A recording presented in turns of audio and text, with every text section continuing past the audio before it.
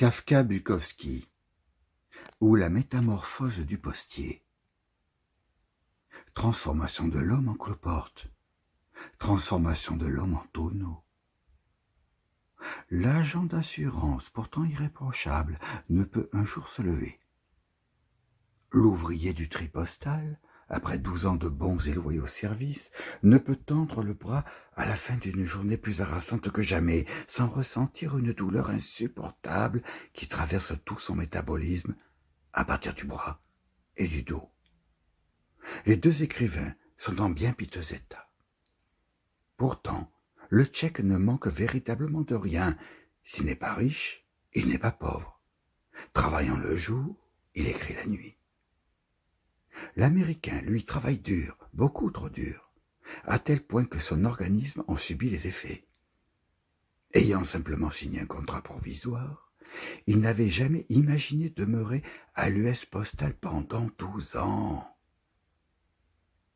La très grande sensibilité de Kafka, conjuguée à des problèmes familiaux conséquents, le conduit sans doute à ne pas montrer ses écrits de son vivant et à continuer de servir la littérature dans la clandestinité.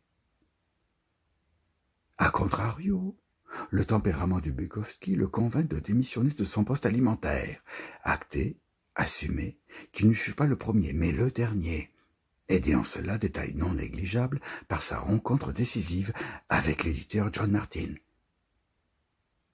Les deux écrivains transforment le calvaire du trépalium en œuvre d'art, la métamorphose et le postier. Tout ce qu'un être humain peut faire de plus extraordinaire au cours de son existence, c'est de rester digne jusqu'au bout et d'accepter sa propre folie, car la folie est sans doute le propre de l'homme. La vérité, pour un écrivain digne de ce nom, c'est non pas d'être connu ou de recevoir des honneurs, mais d'aller le plus loin possible dans son œuvre, afin de se regarder dans le miroir avec la plus grande dignité. Franz Kafka et Charles Bukowski rappellent à l'époque contemporaine le conflit inéluctable entre la création littéraire et le monde du travail. Les deux livres se ressemblent, tout autant qu'ils se distinguent. Le Tchèque est un homme habité par l'angoisse et la culpabilité, alors que l'Américain tente de résoudre seul les problématiques qu'il affronte dans une mise en scène quasi permanente.